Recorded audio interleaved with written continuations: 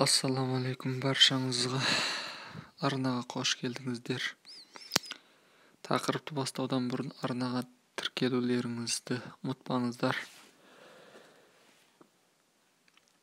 Германия телекоммуникация саласындағы қауіпсіздікті арттыру мақсатында жаңа заң шығаруды жоспарлап отыр. Бұл ретте басты назарға қытайлық Huawei компаниясы алынбақ. Германия қабылдаған жаңа заң күшіне енсе, Huawei компаниясы елдегі 5G желісінен шеттеліп, Қытай компаниясы ірі телекоммуникациялық жобаларға қатыса алмай қалады. Бұндай заңға Германия канцлері алдағы аптада қол қояды деп күтілуде. Неміс телекоммуникация желісінің қауіпсіздігін күшейтеді көздеген заң жобасын бұған дейін Сыртқы істер министрлігі, Ішкі істер министрлігі, Экономика министрлігі және басқа да ведомстволар мақұлдаған болатын.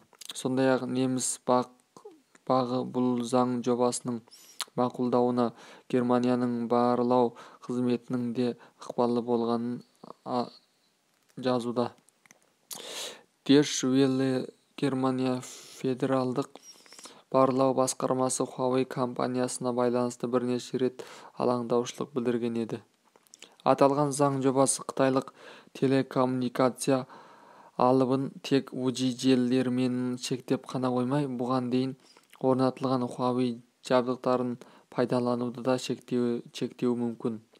Шілде айында Еурокомиссия тұтас Еуроодақ елдерін Huawei жабдықтарынан бас тартуға насихаттаған болатын. Соған сай, Британ тарабы Huaweiге қатысты шектеу шараларын шілде айында қабылданса, Францияда көп өтпей Қытай компаниясының қызметтеріне шектеу қоя бастады. Ал өткен аптада Римге сапар кезінде ақш мемлекеттік хатшысы Помпео қытайлық Huawei Италияның ұлттық қауіпсіздігі мен азаматтарының өміріне қауіп төндіретінін ескертіп кеткен. Қалайық, арнаға тіркеліңіздер, лайк басыңыздар, пікір жазыңыздар. Сіздердің лайк басып, пікір жазып тіркелгендеріңіз біз үшін үлкен қолдау. Келесі эфирде кездескенше сау саламат болыңыздар.